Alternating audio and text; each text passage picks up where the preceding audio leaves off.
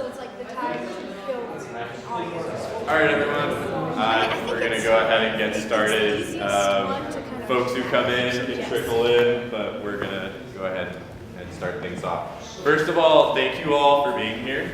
Really appreciate you coming out on a Thursday evening. My name is Zachary Hendrickson. I work for the Institute for Religion, Culture, and Public Life, which I also want to give a big thanks to for sponsoring this event, as well as Ian Rodenberg and the staff at Columbia Chaplaincy. Just want to say thank you to them for helping us put this together and for using this space. It's really wonderful to be here.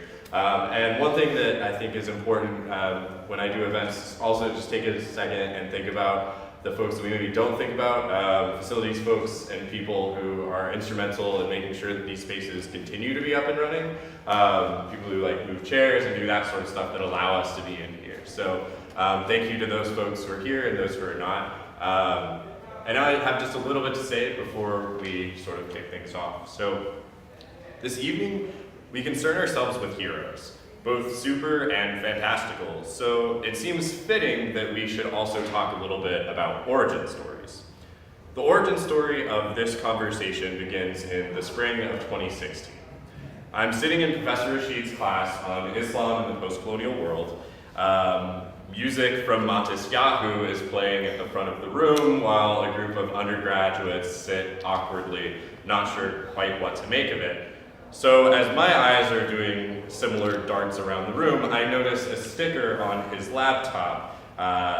It was Cyclops' eye visor, a symbol that would be unmistakable to any true believer, as we're sometimes called. So after class, I approached Professor Rashid about his choice of laptop adornment, and we eventually struck up a conversation about the Jewishness of Kitty Pryde.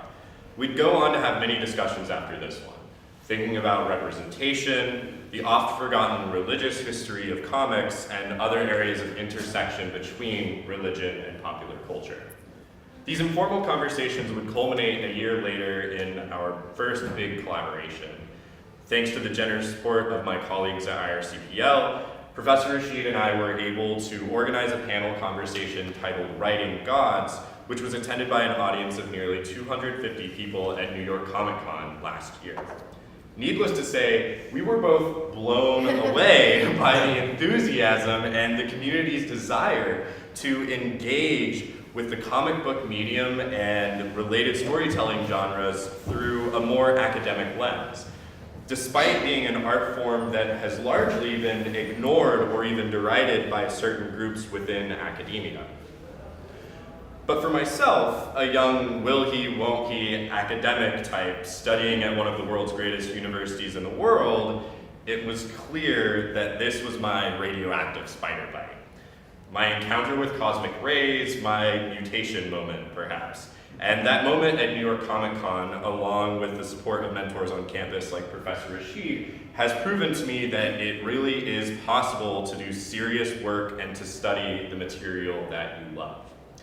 So turning the page to 2018, it's now my senior year and I find myself in Professor Rashid's class once again.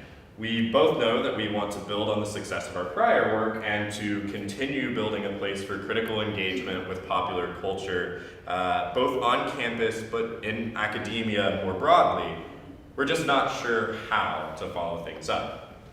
Then, he puts up a graphic illustration on one of his introductory slides. The image is of a woman who has wrapped her head in hijab, but the hijab is stylized as an American flag, with the words, "We the people," emblazoned across the top of the image and the phrase, "are bigger than fear," along the bottom.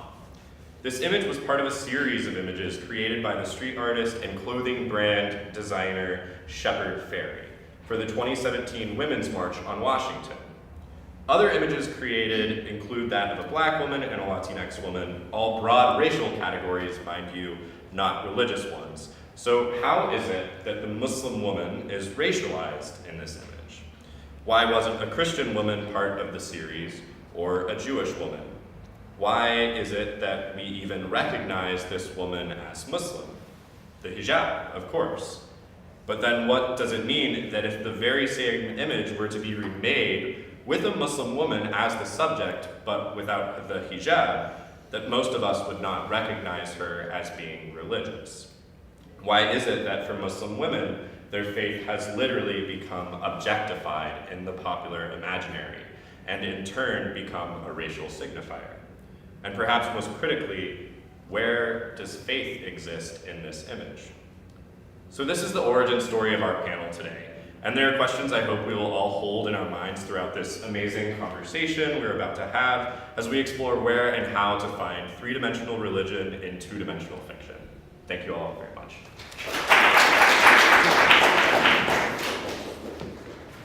I forgot one thing. It's okay, you've already introduced. Thank you. Whatever. My bad. Thank you, Zach, for that very generous introduction. Zach wanted to do the formal bio as well. I'm going to skip it. Just register for my courses when, and if I come back again. R-A-S-H-I-D, as in David, so just look me up that way. Do not confuse me with Rashid Khalidi, who teaches related but different material. I want to start out by thanking, of course, IRCPL for having us, the chaplain's office as well for co-sponsoring you. Thank you so much. Zach, thank you for mentioning facilities. All of you for coming here, my panelists. This was so much fun. The important part Zach left out. I said, who do you want to bring to have to this panel? And I said, well, there's a whole bunch of people I talk to on Twitter. Can I talk to them in real life? And he said, yeah, sure, why not? And I was sort of, actually, that's not true. I've known Dave for a minute. Twitter. Sorry. But it was great.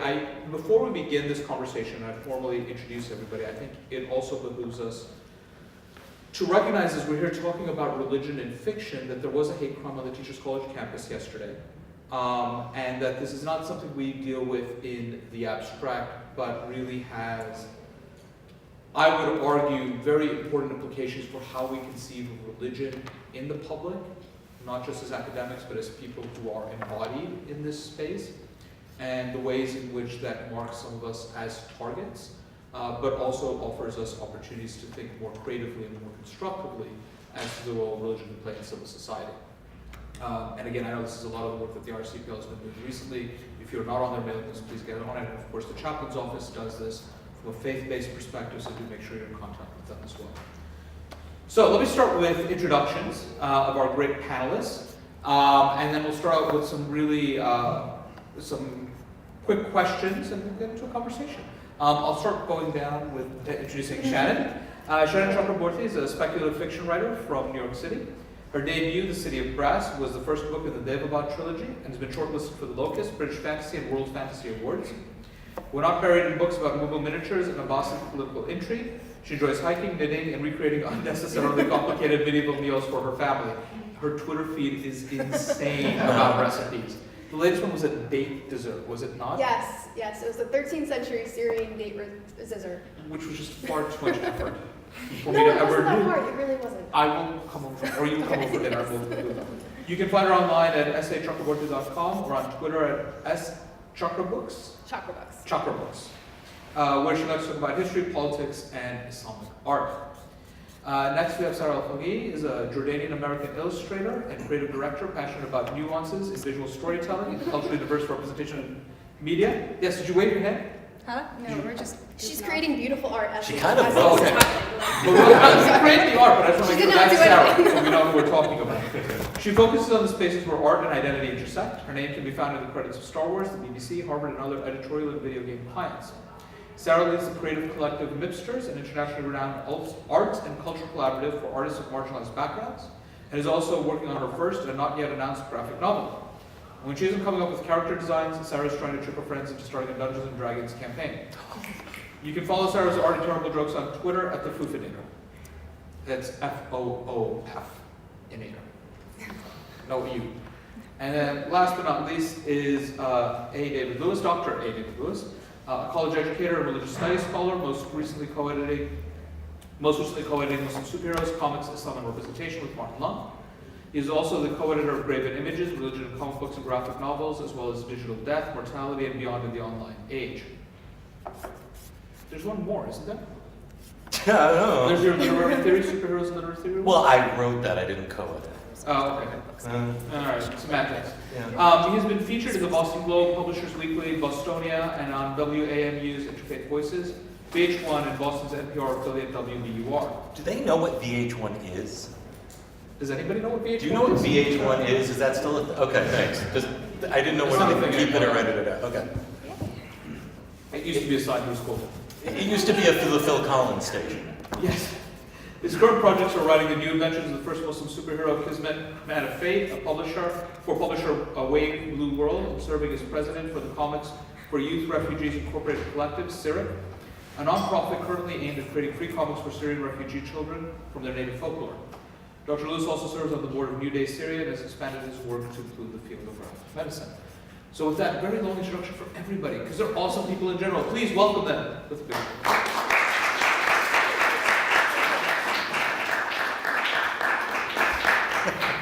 So I want to start out by just reiterating the theme that we have here, which is we're looking at three-dimensional faith in two-dimensional fiction, and the ways in which fiction can create depth for people's understanding of what faith and religion are. We make this distinction, right? Religion is sort of what we sit in as an academic discipline. What is it people do with what they believe, versus faith, which is what is it you believe, what is the interior life of religion. How can fiction grant nuance or flatten nuance to that? And I think before we do the deep dive into faith, Sara, I want to start very specifically with a question to you, because it is our poster is something that you created. The image is something that you created. The poster design is by Zach, by the way. But the image is something Sara created in response to a representation of a comic book superhero by the name of Dust, who's a member of the team, the X-Men. What was the impetus for designing this, and what were you trying to convey?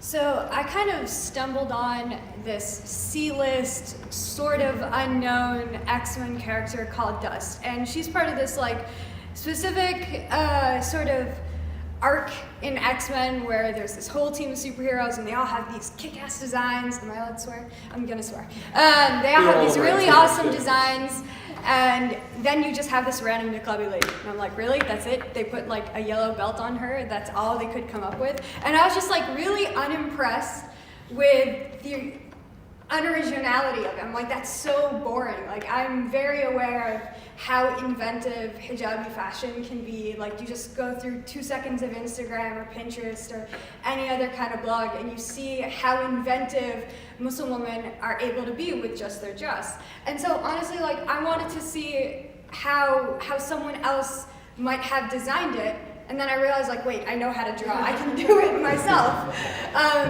And then I was like, no, I have deadlines, I have a client work, I can't do that right now. But it stayed stuck in my head, and it stayed like annoying me for a full day. And I was like, fine, you want something done right, you do it yourself. And so I did the research. I'm not a Niqabi woman. I didn't know what was practical and what worked. And I was looking at like modest gym fashion. And I was looking at like street fashion from Kuwait, and I was looking at like how Niqabi women were choosing to represent themselves. Sorry, can you explain the difference between hijab and niqab? Yeah, so it's to use it loosely. This is what a hijab would normally be called. It's just the general term for head covering. But if you want to be more specific, the way that it's usually used as niqab is when you cover over the face, but you tend to leave the eyes accessible. And then, you know, there's other variations. It's not all a burqa. That's like specific to one subsection in Afghanistan. So I wanted to see how other, specifically Niqabi presenting women, wanted to kind of present themselves. And I just pulled from what was already existing. So I want to dive into that before we get to the fictional worlds, because especially since you're both mipsters, fashion is of course an art form in its own right. How do you think fashion allows people, and usually it's assigned to women, but let's be gender neutral, how does fashion allow people to express their understanding of faith? How does that come into play? What do we look for? If I understand what you're saying correctly, it's very much like you're choosing how you want to present yourself. We talk a lot about representation in media, and we talk a lot about, you know, representation in storytelling and that agency. Well, the very first step is how you choose to navigate the world around you. based on how you decide to get up in the morning and how you decide to present yourself to people. Like, I decided to put on this fancy jacket today because I knew I'd be talking to folks. And that's how I wanted to present myself. I could have worn, you know, a sweaty, stained sweatshirt, and that's a different message. I could have worn a niqab, and that's a different message. And it's how I first and foremost decide this is what I want people to know about me in the very first glance. And I think that's what a lot of illustration is about too. It's understanding what norms are around you and how people choose to communicate, and then choosing whether or not you want to conform to that or not conform to that. I'm going totally out of order, but can I add one follow-up question to that? I'm thinking about the history of Islamic culture now. And when I think of the Quran and juxtapose it to the New Testament or to the Torah or the Tanakh, the word adornment and the word clothed in translation shows up so much more often just in the correspondence, the concordance of the Quran than it does in either of the other texts. And when they do talk about clothing or fashion in the other text, it's either in a rather negative content or in a Joseph in the Technicolor Dreamcoat or burlap sacks and sackcloth. So I'm just led to wonder whether fashion was an early feature of Islamic culture in a way that's distinct from its Abrahamic brethren. I think that's a lot to unpack. Yeah, sorry. I just find it, because I keep thinking back to the shepherd fairy example that we brought up in the intro, and for me, I understand a lot of the debate that's around that very distinct image of the hijabi woman, and for me, I keep coming back to the creative problem solving that an illustrator has to do when they come up with a poster like that, where you need to create a meaning in a split second. You need to create an understanding in that fraction of a moment. And so you go with whatever's most recognizable. I know there's a lot of very valid critique towards that illustration, but I can't help but think of how he got that point across as quick as possible through the costuming of that figure. So Dave, since you volunteered to talk. I always volunteer to talk. So you put out Kismet. Do you want to put Kismet? Oh, yeah. Man of Fate. Now, Kismet is not Kismet is now your baby, but is not an original idea in the sense that Kismet has a long pedigree. I believe you claimed him to be the first Muslim superhero in English. Yep. So why Kismet? Why are you approaching his work, and what does it mean for him to be Muslim? So you're correct. I was originally introduced to Kismet through my research on portrayal of Islam, portrayal of Muslims in comics, and specifically the superhero genre. As best as we could dive, if the superhero genre was created in the mid to late 1930s in the US, then among the earliest portrayals of Muslims was Kismet. Now, I should put a few caveats on that. First of all, not the first Muslim in comics, and certainly there were grotesque portrayals of Muslims in comics. Not the first Arab superhero, and there were both positive and negative cases to be made there. But yes, we believe that I've convinced people that Kismet is the first Muslim superhero published in Bomber Comics in 1944 over 4 issues, and then basically abandoned to the public domain. When I learned this, I was sad. Largely because in his original Golden Age manifestation, this is those early years of comics, he was kind of written with a strange anachronistic nobility, where we have all these rather grotesque and stereotyped portrayals of any minority, of anyone that wasn't a white Christian male. Kismet had a little bit of nobility, and I like to think that's because he was likely written by a woman. it's most likely that Ruth Roche, who was part of the Iger Studios, used a pen name to write Kismet. This is not proven, this is just a hypothesis. So, I discover Kismet academically, in a scholarly context, and then my more creative, could even say my spiritual side kicks in. I see the potential for this character. I want to know what happened to his story, and I start to craft something that, I don't want to make this overblown, but gets semi-autobiographical. I bring him to Boston, first of all, my stomping grounds. I established that he had a family and had to decide between superheroing and family. And then I put him right in the middle of Trumpland, right in the middle of the age of Trump. And through Kismet and the rampant Islamophobia that preceded Trump, in which he has exacerbated, in my view, I used Kismet as mouthpiece is too strong a word, but as a lens, maybe to talk about what issues matter to me. But where does Kismet's faith come in? This is something that I won't say I dodged, but something that I made Kismet dodge.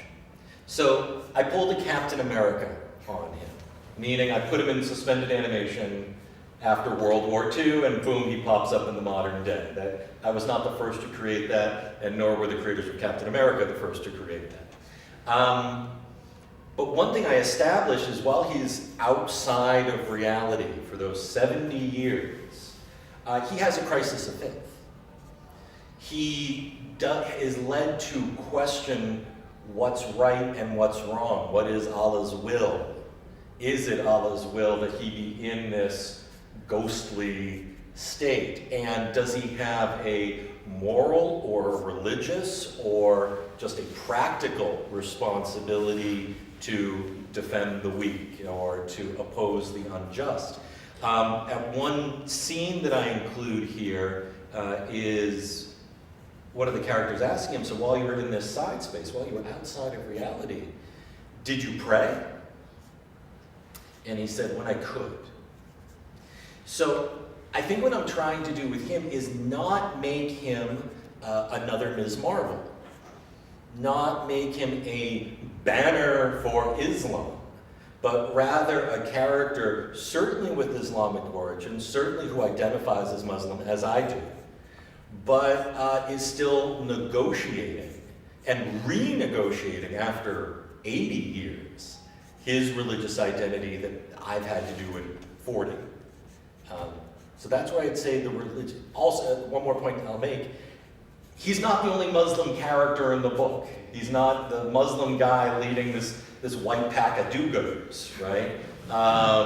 So in the work, I am trying to offer degrees of religiosity, ways to be Muslim, and then ways to engage with Muslims or Islamic content. I'm hoping it shows a diversity of options, not just one limited data point. Shannon, Go go get your bottle of water. I will do this for you. Okay. As you've written City of Brass, and we have Kingdom of Copper, which I'm not going to show, coming out January? Yes. January. 6 weeks? I think so. 8 weeks? I don't know. 8 weeks. The end of January. End of January, 8 weeks, yeah, right. Trilogy. Yes. You start us out in City of Brass in Cairo. And it's a Cairo that is Not my family. colonized. Yes. And we meet a character who is our protagonist, Nari, who is like, screw colonization. How do I work through colonization to survive and support this? And very quickly we leave Cairo for Devabad, the city of Jinn. Why? Why do we need to leave Cairo? Like in 20 pages, you've given us a really rich, detailed understanding of Cairo that then gets upset with this other imaginary place. Why do we need to move locales? Well, I moved locales. I'll get into a little bit of background why I wrote the book. my background was in sort of medieval Islamic history, and I was working, was thinking about going back to my PhD, and I just was a fantasy science fiction fan. I just wanted to write this weird book. I wasn't going to show anybody. I was going to kind of play around with some of the history. I'd be like, the Abbasids were my thing. I was like, all right, we're making like magical Baghdad. So I started this story and filling it with details like that. And at the point where it became a novel, and I had my characters, and I was trying to decide where to set it. I knew I wanted it to go back to Daevabad and have this sort of earlier medieval feel, but where I wanted to start it was kind of, I always knew I wanted to do Egypt, but it was like, how do I set a book? And in the city of Brass, which deals a lot more with occupation in sort of the older sense that we understand the word in history, is people coming in and staying there and changing the culture and being changed by it. I wanted to kind of have a quiet set point to what happens to Egypt. And it's very different. And it's, the French arrive, and I'm trying to think how to not completely spoil the second book. But I wanted to kind of have a starting point for sort of where things started to go downhill, if that made sense. Yeah. Yeah. So the reason I'm asking this question is because in Daevabad, in the city of Jinn, jinns are, in English, become genies, so these are magical creatures and beings. You do get a sense that a lot of the stories you need to, or I should say the backstories, the history of Daevabad can't happen with colonialism present, because you've split up the city into these different quarters where these different types of genies live, and they represent different parts of the world. And you have to listen to the background. I think I should have printed that out. But you have it broken out. But then you make these interesting connections of Islamic history and background that don't need explanation, because there's nobody there to explain it to. Everybody knows it. So how, can you just talk a little bit? I want to just you to dig a little bit more into that process. Yeah.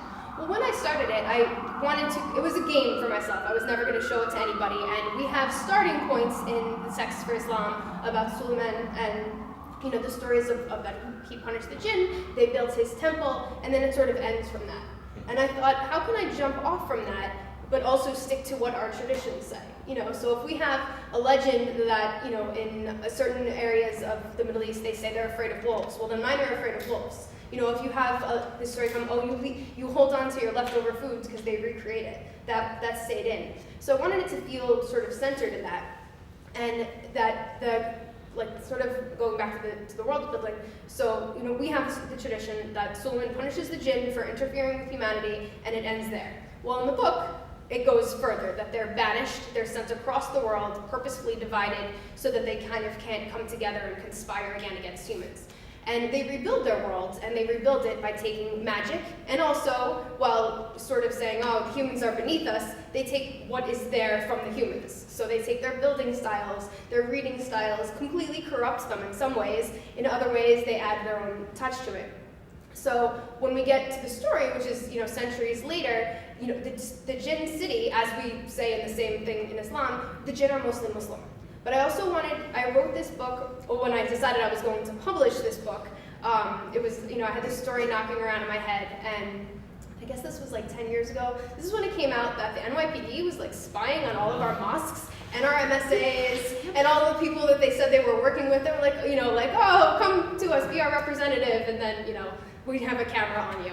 And I was working with my mosque in Brooklyn at the time, and I was the volunteer coordinator, and it was just so frustrating because I mostly worked with young people. So I want to first the mosque you were at, the imam there was, at the time, the Muslim chaplain here, was it not? Yes. So, Khalil Abdul Rashid, for those of you who have historical myths. Yeah.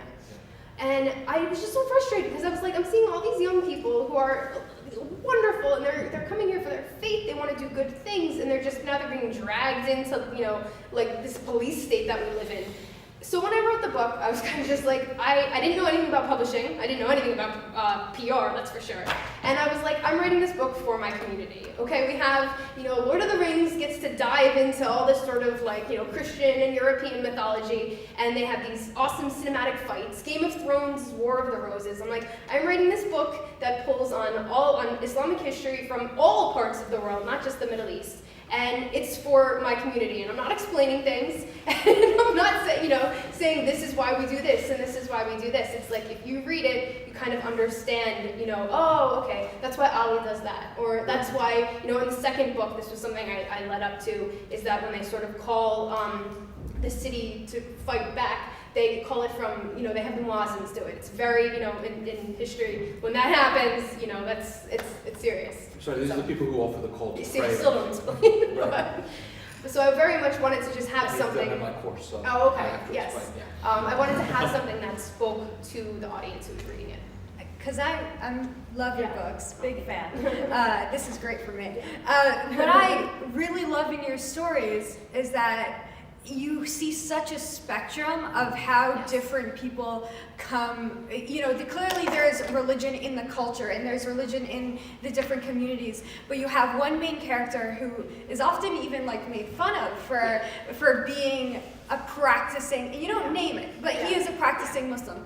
And then you have other characters who, I don't know if the religion is fictional or not, but you have a completely different religion within that same setting, and when characters who practice different faiths come together, it can either be a casual thing or it can not be a casual thing. There are slurs, there's their own prejudice and tension, and I think that you kind of weave that sense of different religions and different ways people approach it, both on a personal and a societal level, in a really, really fantastic way.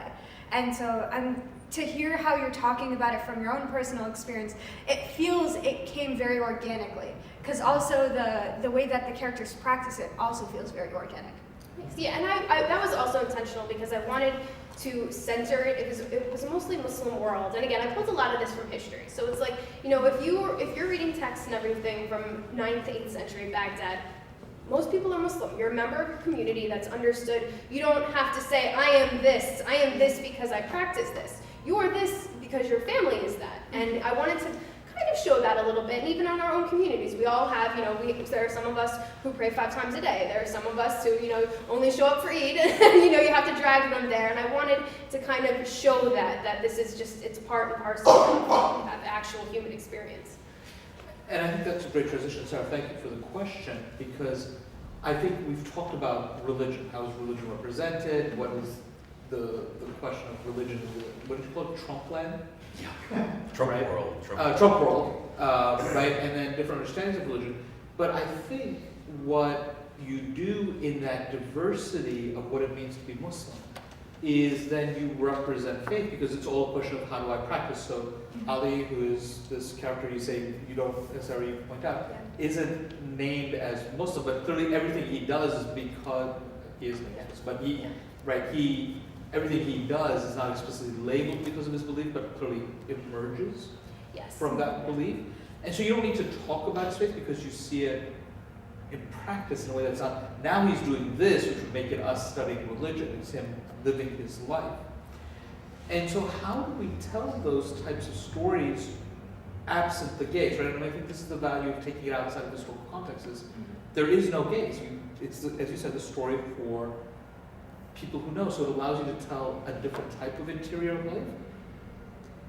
But can we only do that in fictional worlds? In absolutely fictional worlds, I want to say, it's really interesting to sit between your approach to religion and fiction and your approach to religion and fiction, because it's something that, I feel like I have been in both mentalities at some point with my own art, and I think it even ties back to, talking about fashion in the beginning, how you choose to represent yourself. I work in a visual space, I do illustration, so I don't have an entire book to, in a very nuanced way, explore how different characters and societies navigate religion. And I also, not up until this point, I haven't had a chance to do it in sequential art, where I have still a book to kind of navigate those spaces. I work more in the singular image, the poster, how quickly can I get a message across. And you have to understand, one, who your audience is, who your intended audience is, whether it's speaking for people who you don't want to explain things to, or acknowledging that you're in Trumpland and you have to set things straight. And knowing like what then your role to play in it is, and when you're the creator or the writer or the illustrator, what you then can choose to confirm or to go against expectations. And for me, like honestly, that's why the dust art got such a wide reception. It's because I took a thing that was expected, and then I put an interpretation on it that people weren't used to seeing. And that's what caught people's attention. But at the same time, I was pulling from something that was already existing. So the people I was talking to, who my intended audience was, were comic book fans who knew probably the history of this character or didn't, or at least were familiar with it, and other Muslim women who were equally as frustrated with me. But then I got an unintended audience when the image started circulating, and I would get pushback. And I'd have to realize like, oh, this is not conforming to someone else's expectations, and that's what it looks like now. So it's interesting to see how that representation goes off into the world and kind of like creates different discussions than intended. Yeah. And I think even on that, I think we were kind of talking about this, about other convention experiences. Yeah. You know, I have the privilege to say this because I'm an uncovered white Muslim, but my opinion, just even in the years I've been doing this, is it is so worth it when you talk to your audience. For the people who don't get to see this, you gotta just do it. I mean, it's kind of like that you're going to get the pushback, but when you hear from people who never saw a character like this, and like you talk to other authors like that, and even you write that, like I don't think I could have written Ali if I didn't have the experience that I had of like, okay, so what do you do when like in the quiet of your soul you truly feel torn between your family and your faith? What is it like to go into a space where most people are kind of quietly mocking, you know, you don't drink, you know, to kind of navigate that? And I think people who have that experience want to read that. I mean, I remember reading Saints and Misfits, which is not fantasy at all, but it's a YA contemporary, and I think it's in Canada. But it's you know, the family's very religious, and just I wish somebody had handed me that book at 17, because it just talks about how to be a teenager and a Muslim, and that it's normal, and that this, you know, you can have this way, and you know what it means, and it's just, when you find that, it's very important, and it's precious for people. I can say, like, as someone who got to see your work first as a fan and then got to be like, oh wait, I'm a peer, hold on. I was talking about it with some other friends who also read the book, and one of the most striking things to us was how casually you'll mention Nari like readjusts her headscarf, or she like, you know, gets up from prayer, and it's just sprinkled in there. It's not a thing, it's just part of the world, and I was like, where's that casual, not a thing type of inclusion? Like those little moments, those little details, that is like the most incredibly validating, and it's the experiences I didn't realize I was missing out on until I saw it in fiction.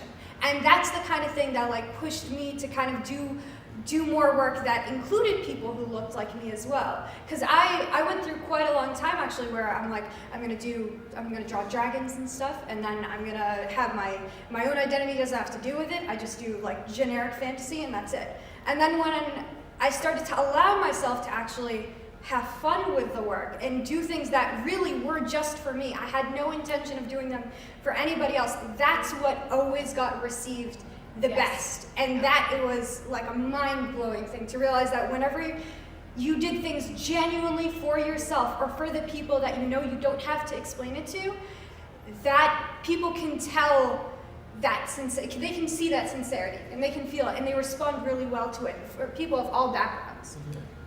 Yeah. So we pick up on that thread in terms of questions of representation and when things are organic and they fall in. The flip side of that is, when do we over-encode meaning of religion? And specifically, I'll put a stake in the ground, but feel free to do something else with it. I'm thinking of Marjane Satrapi's Persepolis. For those of you who are unfamiliar, it's an autobiographical graphic novel about Satrapi's growing up in Iran through the Khomeinist revolution in 1979. But it's often portrayed as a Muslim graphic novel, right? I mean, it's, you know, hey, she's Muslim. But is that sufficient that she grew up as Muslim? I mean, I'm not sure she trying to identify that way anymore now. but where religion is both really present in that book, symbolically, but really absent explicitly. Right? So when do we overcode religion? Is that question clear? I have one question about the question. The we in this sentence, are you asking the three creators up here or instances that we've seen in fiction? Both Ed. The one that leaps to mind for me is a graphic novel, a huge graphic novel, a beautiful graphic novel by Craig Thompson called Habibi. Oh, yeah. Yeah, okay, go there. And this is a challenging work, to say the least. To just give the slightest bit of background, Craig Thompson is I think, lapsed evangelical Christian and rose largely to fame in the comics community with his work called Blankets, about his time at an evangelical summer camp and his dealing with sexuality and eros at the same time that he has love, agape, for Christ. And it was a very good work. His large follow-up work, Habibi, is inspired by his time studying Islamic culture and the Middle East, and I believe was a wholehearted attempt. But if we're going to talk about over-signifying religion, over-identifying it taking up center stage without any nuance, that's the book I would hold up. That's the one where, and I think G. Willow Wilson, who's a friend and peer and graphic novelist and novelist, she did a review of Craig Thompson's Habibi and basically said that he got caught up in the wave of his own Orientalism. He was trying so hard to push it away that he almost created a centrifugal force around it. So I hold it up as someone who's trying, I think, to be kind to Islam, to look at it with respect, but the art he delivers is so flawed, is so sexist, for one, patriarchal, for two, and then he falls into his own Orientalism. It's also just, even from a strictly visual side, it's incredibly overwhelming with detail in the same way that I've seen some classic French Orientalist paintings where they wanted to prove, it was like a test to see how well they could memorize the details from their travels, where they just hack it with all the symbols and details that they can to be like, look, it's Arab, I swear. So yeah, he was super proving that he studied this stuff. And it was not, I think that comes up to a really important discussion that I'm seeing a lot more in like the publishing and comics side of things, where it's a discussion of whose story is it to tell. And I don't care really how well intentioned he was. He didn't have the tools or the experiences to deliver that story. There was a recent outcry because there was a children's book being published. Called. You're gonna go there. It was called, what was it? Suicide Goes to the Library, where one of them won crazy literature prizes, and they were very well. It was a Newbery, yeah. Yep, and well-decorated authors, very well-intentioned authors, and they wanted to write a children's picture book about a suicide bomber child who goes into a library and changes his mind for books. Yeah. It was a CPD project. Yeah. And that's just another example of maybe it isn't your story to tell, and maybe you're not equipped with the tools to tell it, and actually you're doing harm to the community that you're claiming to try to represent. And thankfully there was a well-organized effort to petition for the publisher to take it down, and they did end up responding. Some say the apology was not great, but they did end up pulling the book after all. But the thing is, especially as people who work in the publishing world, and we know how long it takes for a book to hit a shelf or to reach the point where they're advertising it, Nobody in that process, from when the book was pitched to when the publisher was sending out copies for it, said no. No one questioned it. So, just hold on, Shannon, you said something just now about where the funding for this book came from. You want to? I'm not like a crazy conspiracy theorist, it's actually true. But, so it came from a CVE project, which is Countering Violent Extremism, because, you're gonna get me on like a rant. Let it out. Speaking of the NYPD spying on people. But no, it's a sort of a well-organized effort of like, oh, Muslims are more prone to terrorism, so even though, we have all sorts of white men coming up with guns, let's find a way to educate them so they don't do this. Except most of their educating tends to, okay, we have, your cousin said this and now you have to turn informant. And there's a lot of money in this, and there's a lot of it's hard to sometimes know where these projects are coming from. They apparently approached Amnesty. Yes. So again, this was like something they all thought that this was good intentions, that it was completely okay to show a child about to murder other children, and that this would teach us because we don't know what books are. To point to what you say, it's both shocking and not shocking that so many people had eyes on this, on the title, on the art. Yes. It's just like, no, so it should be nominated for the Newbery. I mean, and then they tried to say it was an adult novel. It was a mess, yeah.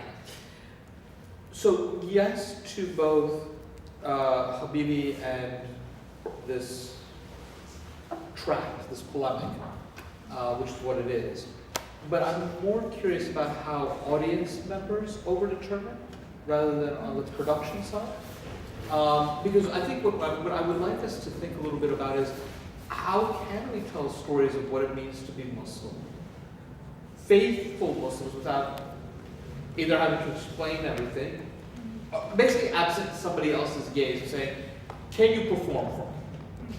Right? It doesn't have to be Muslim, but just coincidentally, it's Muslim.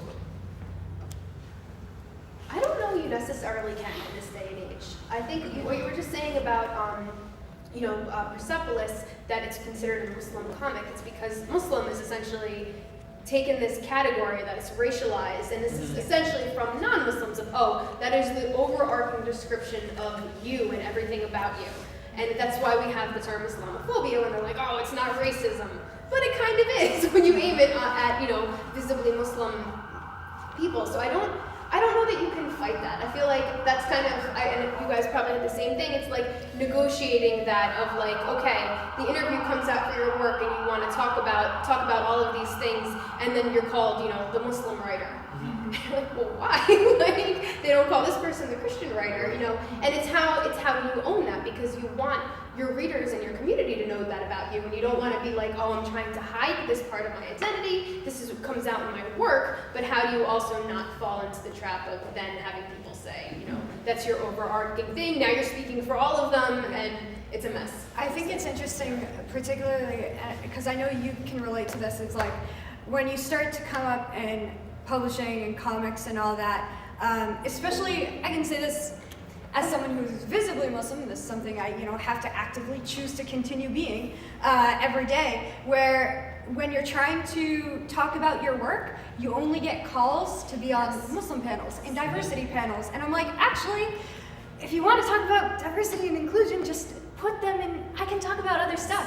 I'm actually pretty good at talking about a whole range of stuff that isn't just about this. I'm glad to talk about being Muslim, my identity and all that. I'm not saying we need to ignore that conversation, but you do more work by being casually inclusive about it. I would like to just add, as someone who may not be visibly Muslim, right? But is visibly white, identifies male, check off a number of boxes there, right? That it's not any more uncomfortable a situation. I would not say greater than, less than by any means, but it does present a different problem. Whereas if I'm trying to write a nuanced character, I'm trying to take a character that was shirtless with a cape and a fez and turn him into semi-three-dimensional, well-rounded character that just happens to have superpowers, that I still have to put in the first line of the PR, Muslim. That's difficult for me to negotiate because I don't want to be capitalizing on that. I don't want to be waving my hands and saying, hey, talk to me, I can talk as a Muslim, right? But I also don't want to further be the white guy taking floor time from anyone who is visibly oppressed, visibly judged, who cannot operate under privilege, which I do, which I'm embarrassed by, but try to remedy whenever possible. So that's another tricky place. I wouldn't say that, again, I'm not holding them up against each other in some evaluative way. I'm more suggesting that I like this panel because not only is there a range of Muslim fictions here, but also a range of Muslim facts here. The 2-dimension, 3-dimension, and us operating in the real time of the 4th dimension. Time is the 4th dimension. No, but I think it's interesting when you say you want to explicitly bring attention to the fact that your character is Muslim, because you're presenting someone who might not appear in that first, because we're talking about the first glance, and we're talking about, visual storytelling, that might not register at first glance as a Muslim. So you're adding another nuance to that perception of what a Muslim can be. So, yes, yeah. yes, I think you said that really well. I think he visually identifies as some other to a white gaze, particularly to a white male audience, but I want to humanize that. Yeah. Sarah, it feels like you read my notes. You just set me up for everything. Sorry. No need to apologize. It's a great one. I just want to say keep it up. Just keep setting me up so I can spike it. But thinking about Muslims, if you think about diversity, so Muslims that are not the Muslim but are a Muslim, right? And so, I would think about the actor Pej Vadat, who was on the show Bones, who played a character by the name of Arastu Waziri, who was a Muslim in a cast of characters in an ensemble cast. Right now on television, there's a show called Legends of Tomorrow on the CW, where Tala Ash plays Zari, drawing a blank from the last name, but another Muslim character in this cast of superpowered beings, right? But it's not, she's Muslim, and people talk about it, but she's not the Muslim. She's this other thing, she's a superhero who happens to be Muslim. And thinking about how we tell those, do we get better representation when it's not the story of being Muslim, is what I'm trying to ask. I think right now, in the day and age that we're in the climate that we're in the conversations that we have, I think it does way more work to have that casual inclusion versus have the story entirely revolve around that aspect of their identity. So I think that's my answer. Yeah. Is there a concern about tokenism, though? Is there a concern in the sense of Dust? Dust is actually a really good example. I was actually thinking of a Doctor Who episode, Matt Smith's Doctor Who, the 11th Doctor, and they're trapped in this sort of like almost like the hotel from The Shining, except in space. And one of the women that's trapped with them is a British woman who says, "Yes, I'm Muslim, don't be afraid." And I couldn't tell if her inclusion there was enriching, right? If it was this positive expression of Muslim identity, or if it was, let's wedge in an interesting label here. If it was just filling the space that I think shows today might be tempted, let's put in an intersex character here, just to say we didn't. Or let's put in whatever the headline other is at the moment. That's what I'm referring to as tokenism. Do you trust other people in the Doctor Who audience to think that critically about it? In the Doctor Who audience, I do. Yes. If you're going to cite them, yes, the Whovians I trust. But now, why did what she had to say have to be "Don't be afraid"? I mean, Yeah. Oh, I know it was supposed to be a tongue-in-cheek wink at the camera, but I wasn't. I had less faith. Yeah. Yep. I have less faith in audiences, maybe. Is that Okay, like, that's we're why I'm not asking. there yet. That's why I'm asking.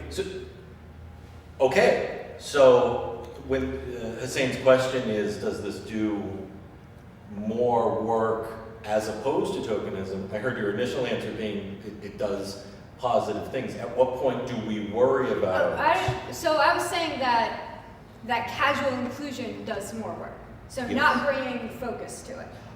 Fair enough. Yeah. So inclusion, but not necessarily So pinpoint identification. so instead of, I don't watch Doctor Who, but if that character was like, if it came up from like another character being like, oh Jesus, and she's like, not me, I'm Muslim. Okay. Yeah, if it came up like that, you know, as just like a little sprinkling of other information, then I was like, yeah, sure, maybe.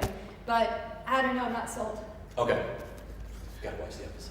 I think you can have both, and I think it's also very, very difficult as a creator to anticipate your audience's reaction. And I say that mostly because I've read book reviews. Like, really, I did that. Okay. And I think you need to have both. I think you should have exactly what she said, and I think it's also okay for there's enough of us for us to write our stories and kind of be communicating in our own way. Mm-hmm. I think, like, I would make that kind of joke of like, I'm Muslim, don't be afraid, if I was like hanging out in a group of friends or something like that. Mm-hmm. I wouldn't necessarily like write a line like that for a TV show. So I think there's context. And that's it right there, is that you would say it. Yeah. The non-Muslim creator maybe doesn't have the business right now. Yeah.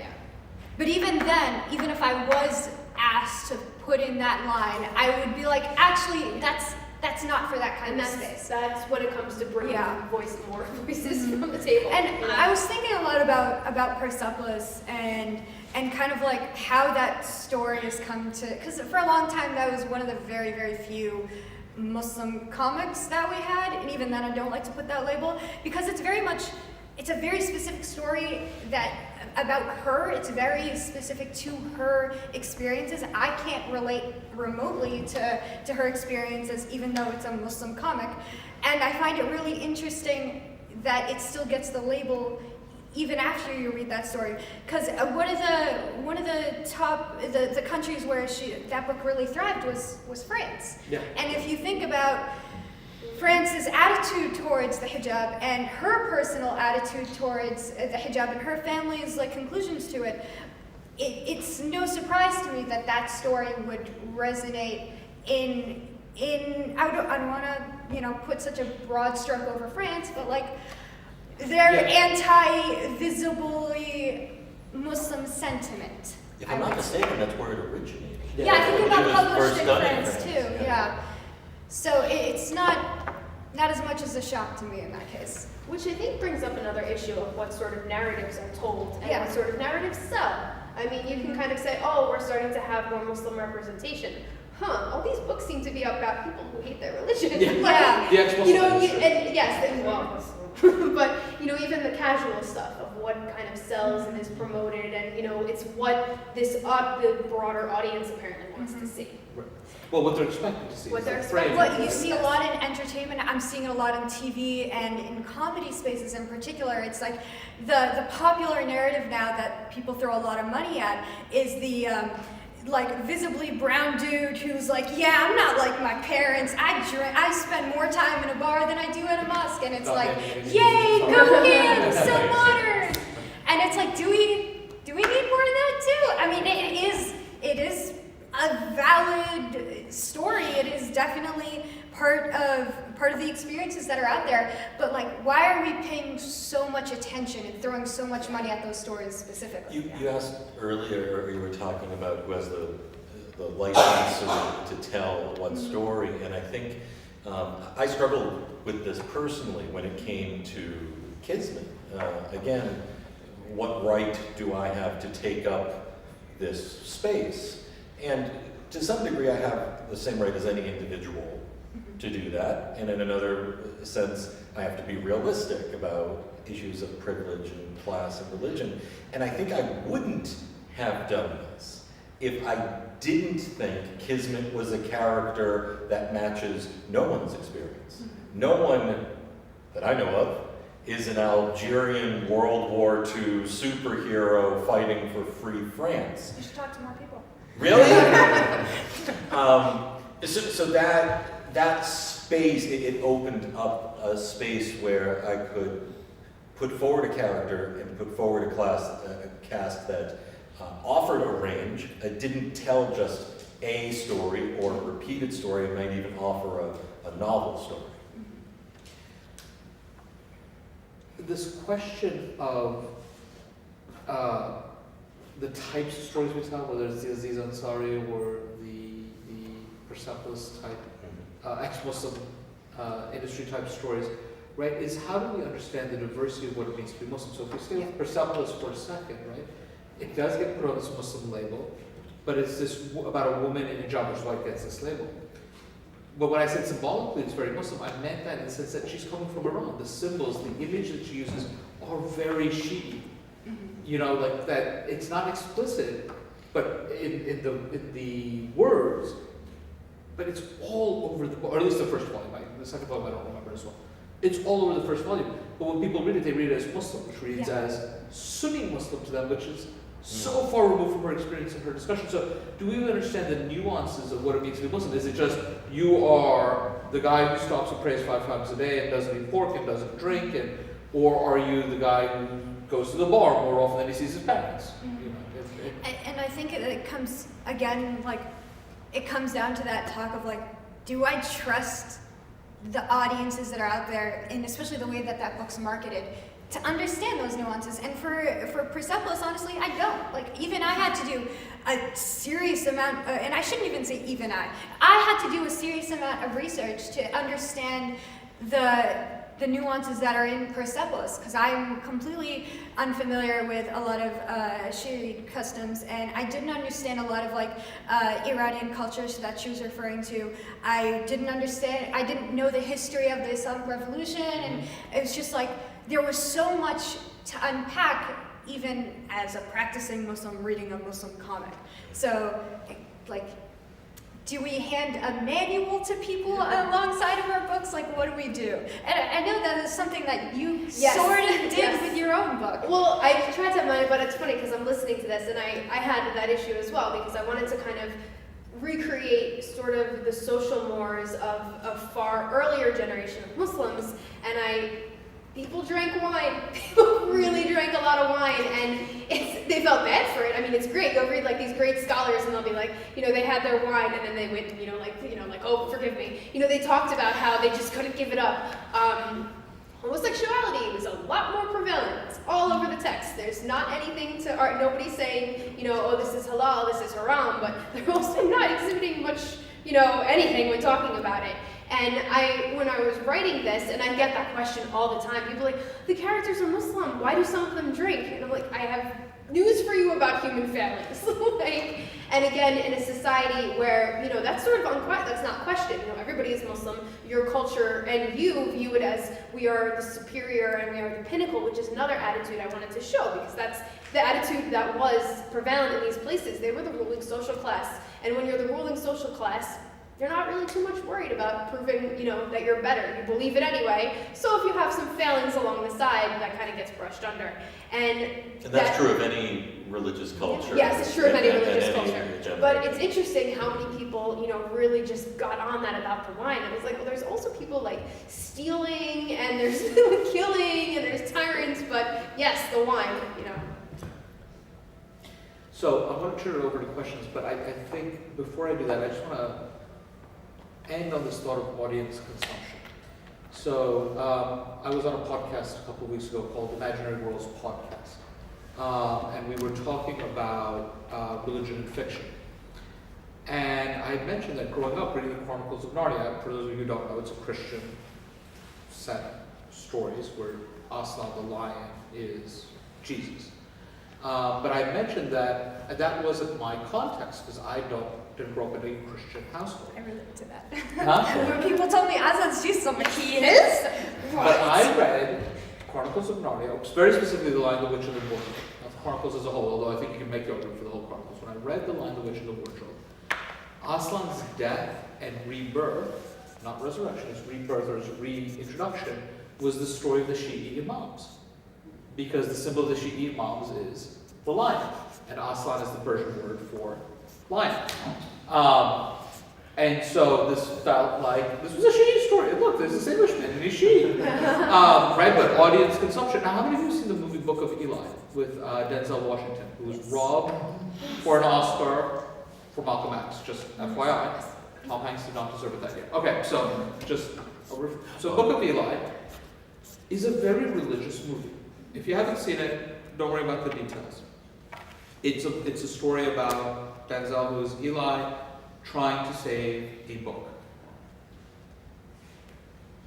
But if you've seen this movie, the way he gets buried at the end, he's buried as a Muslim. 2 pieces of white cloth, and he's buried in what I assume, because his body is parallel to the horizon where the sun is rising. Right, so I'm assuming his head is turned towards the east, right? It feels like he's buried as a Muslim, and he transmits this book. The book is eventually taken from him, but you find out that he's memorized the book because he's read it so many times, which is of course also how the Quran was transmitted, was through oral memorization. And so is Eli a Muslim in that book, right? So what does audience reception have to do? Can I tell what the book is? Will that spoil it for them? I mean, you kind of spoiled it already. So I want to take a guess. Can I take a guess? I haven't seen this movie. Right, he dies at the end. That's not a spoiler. I think it starts with... Is it Fahrenheit 451? Huh? Is it Fahrenheit 451? It is not Fahrenheit 451. Okay, because that would have been thematic. Alright, so What is it? You should spoil it. Yeah. I should or should not? Not I'm recorded. gonna bother you after. Yeah, I'll tell you. For those of you who want it to be spoiled, I'll tell you after the panel. But is he Muslim or is he not? Right. And so how do audiences read this material as well? I think is an important question for us. It can be a rhetorical question at this point because I think we've dealt with a little bit of that. But again, what are people bringing into this work despite their? Can I just piggyback one thing there? One conscious decision I had to make in terms of the audience of Kismet, assuming the audience is not just me, which sometimes is how I treat it. I don't know how you treat your work. You said you wrote for your community, but sometimes you write selfishly. You know. Sometimes yours. Sometimes I'm like, I have 50 people in my head saying, don't do that. Right. Well, I consciously made 2 identifiably Muslim characters homosexual, and proudly.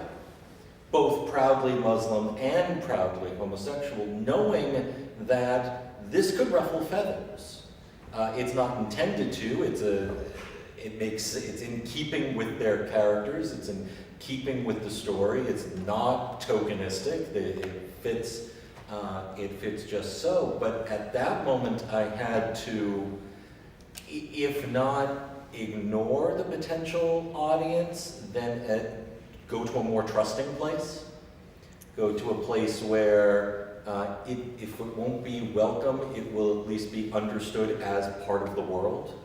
And so that's a negotiation that really I'm pleased I worked through. We'll see how it gets received, of course. I feel like, well, some existences ruffle feathers. Yeah. So I think that's just a natural consequence. I feel similar. And I think it's there. I remember one of my concerns with this was even just using, there's quiet talk among Muslim authors. Should we be using magic? Should we be talking about fantasy? This is innovation. And I view it, I'm like, it's really not. Like, you don't have to agree with it, but we've been doing this from the beginning. I mean, some of these stories, they're great stories of, these early folk tales are rich with religion.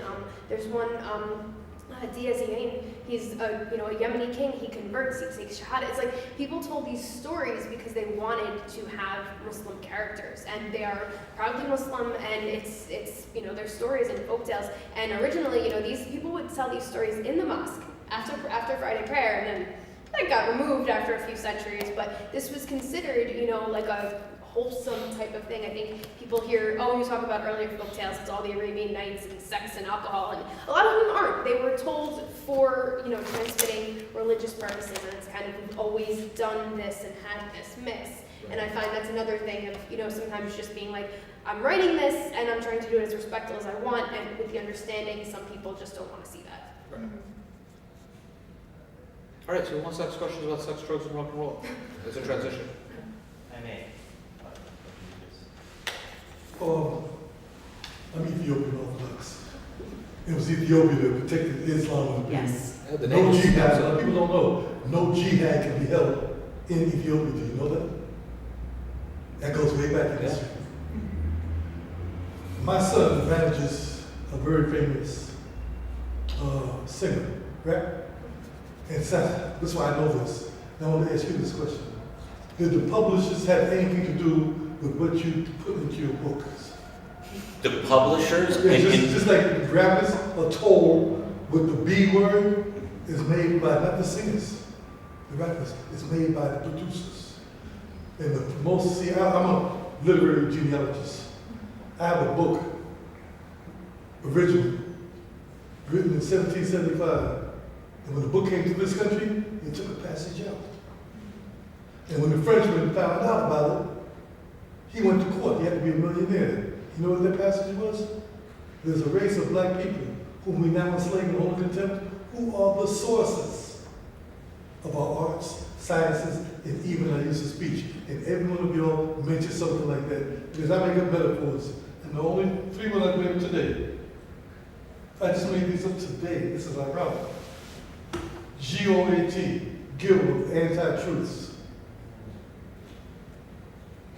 SDOCD, Scholastic Deceivers of Cognitive Diseases. Sir, I'm just going to let Dave answer your question. How much do the publishers have input in terms of the That's a great question. Fortunately, I'm working with a rather independent publisher. I think if it were a larger scale publisher, a Marvel, a DC, and Image Comics, this might be quite different, as they're now owned by much larger conglomerates. My publisher asked for only one change in the entire book outside of typos. And that was he didn't want me to reprint the entirety of the lyrics to a David Bowie song for copyright concern. That cost, he was worried that would open us up otherwise, content-wise, and the way that I chose to, with my collaborators, I should say, in all fairness, we chose to depict different people and different Muslims. They trusted us, and that's why I worked with this publisher, to be frank. Publishers will take you on because they like what you already have, usually, not because they want to switch up your story. I can't say, I was asked not to share the name of the book at the publisher that I'm working with, but when I was sending my graphic novel pitch around, I got to talk with a lot of different types of editors at various publishing houses. One of the things that I would ask them is, do you see any editorial changes? And depending on their answer, it made me less or more favorable to them. The very most that I got was someone asking me to change the title of the book, because they're like, it might interfere with the sales of another author that we have on board. Like, they want to make sure that you are achieving the best version of your story that you're going for. Hardly ever will they ask you to completely rework something, unless it's an extreme case. I'm wondering if this is a difference between comics and prose, actually. Well, no, I was fortunate in the fact that I didn't know enough about publishing when I started interviewing during the auction, and I was just, I'm not changing anything, I'm not italicizing anything, and when I talked to somebody who understood that and was, for it, I worked with them, and I think it's changing, but a couple years ago, yeah, you were hearing stories like that. I mean, Nadia Okorafor had her cover changed when whitewashed. It was about a black woman, and it was the cover came out, and it was like, who is this white lady? And so it's like you're starting to hear, I think there's been who's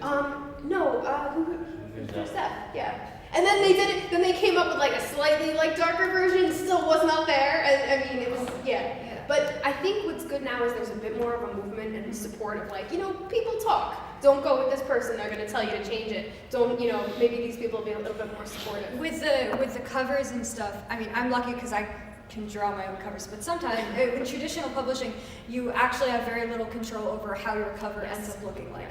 And it's the marketing department who basically decides, actually, like, audiences don't want that, or they do want that, whether or not they're right or wrong, but that's the reality of the matter, that it ends up in someone else's hands. Yeah. So a few quick comment, but content question, a wider one.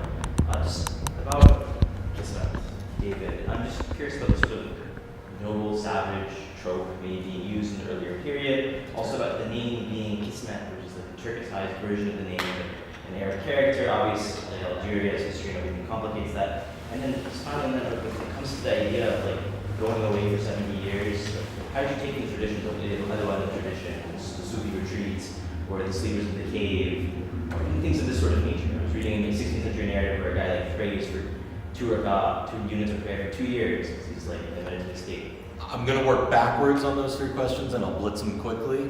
The first one is in this first volume, the big how did Harry Potter survive Voldemort as a baby? The thing that's not going to be answered till books from now is exactly your third question. Is the third question, why is he outside of reality? I just bypassed that. I know why, but we'll get to it if we get to it. Second question. I established that the character's last name before he was a superhero was Khalil Kisma, and that the French bastardized his name. And that's how he receives the name. It's sort of foisted upon him as a label, as basically the closest word they can get their mouths around. Last one, what was the first question? Noble Savage. Noble Savage, yeah. That was definitely an issue with the Golden Age comics. No question that the reason they were featuring this character was that he was other, like Thor, like, well, I go back to Noble Savage, the actual Hawkeye, the actual Last of the Mohicans, not Clint Barton. I very much didn't want to tell any more stories about him during World War II where he was going to be perceived that way. That was one of both my rationalizations and the conveniences about bringing him here to the present, where he is not held in that regard, is all I'll say plot-wise. I don't hold him that way as the writer, and I don't have him received that way by the characters in there. So I try to strip that away. Also, I guess, I don't know if those are questions, just like Shannon, but I'm also curious about him missing the Algerian Revolution, like what that does. Sorry, I'm gonna, because there are a couple of people behind you who have questions that will come back. Volume 3, Algerian Revolution. Yeah, sure. So thanks everyone again for coming through and coming here. I suppose I wanted to actually touch on something that was sort of like on the edges of what we were saying, right? We're talking about representation, we're talking about presentation, but especially in visual fiction. Sara, earlier when you were referencing the Shepard Fairey image and other points in the conversation, you mentioned a sort of visual shorthand, right? So we operate on a visual shorthand. And I think this gets to one of my big questions with at least visually based media, is how do we avoid either a tokenism or an overly saturization where it's just imagery upon symbols, right? When, and this speaks to sort of some of my questions in my intro of like, when in so many ways we only recognize people of faith, and especially Muslim women, I think, by objects upon their body.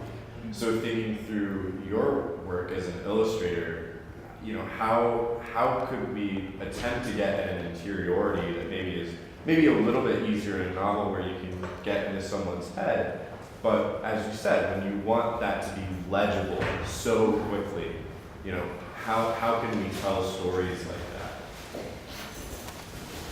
that? It comes down to understanding the visual literacy of the culture you're in, of the community you're in, of the audiences that you have. It's really interesting. My illustrations that I share online through Twitter and stuff usually, and through my own site, I have access to a whole wide range of people who are looking at my artwork. Someone, you know, a 16-year-old in Saudi Arabia is going to react to my depictions of Muslim women in a very different way than, you know, a Canadian white girl in her mid-30s. Like, those are two very different audiences who are have two wildly different visual literacy levels when it comes to how they identify Muslim women, and yet they all come to a positive conclusion after they see my work. And I think as an illustrator, you have to do a couple things. You have to sort of understand what images people already recognize. You have to then understand what images people have already been using, and then deciding sort of how you want to subvert those expectations. So I know the hijab is recognizable, but I know that people don't expect it to be shown in a certain way or in certain contexts. People understand, you know, Arabic like Islamic tiling and stuff. They understand those as like symbols of Islamic culture, but even though the reality of it is that has nothing to do with the actual day-to-day in life of a person who like lives overseas, for example. But those are just, you know, the kind of symbols that people recognize. So it's a chicken and egg situation. Understanding how much can you work with in order to ensure that your audiences recognize and respond to your work, and also at the same time, like, slowly leaving the breadcrumbs for them to follow so that when you present something new that they're ready for it. You're kind of like educating your audience piece by piece, I think. If that's the positive, that's the optimistic way to look at it. Yeah. Yeah. Let me follow up on Zach's question a little bit. Is there something gendered about all of this? I mean, obviously in terms of the gaze, the shorthand that you talked about, obviously there's something gendered about that. But also on the creative side, like if I think, okay, we had to fight to get a guy on this panel, right? Like Dave was the aberration. If I think about in general, but you know, if I think about the two of you, there's Osman Khan with the Blood Print series, Willow Wilson, who we've talked about. Saints and Misfits, Ajla Ali, Sumaya Dawood and Mirage. I mean, there's a whole series of Sabat Tahir and Ember in the Ashes. Where are the men? Where are the guys at? Yes. Do you know what I think it is? And it's gonna sound terrible, but it's the truth, at least from my understanding within, from like more of an immigrant background, you know, South Asian Arab communities, that does not, of course, you know, cover the Muslim communities that that we have in the U.S. at least, or in the UK.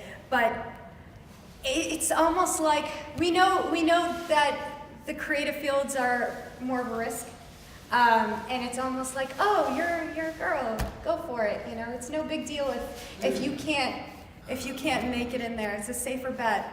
So you think it's gendered at the point of origin?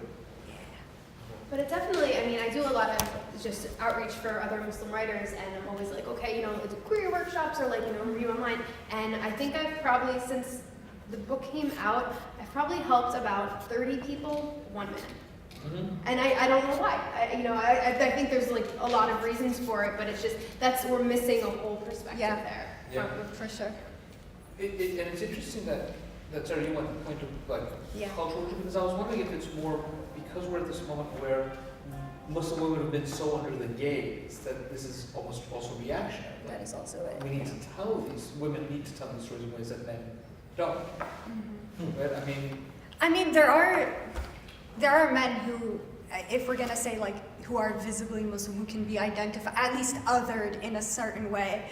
I don't think that is exclusive to him. It's interesting because we talk so much about how publishing and comics and fantasy in particular is so dominated by men, but when it comes to the more marginalized voices they're missing. Yes. Yeah.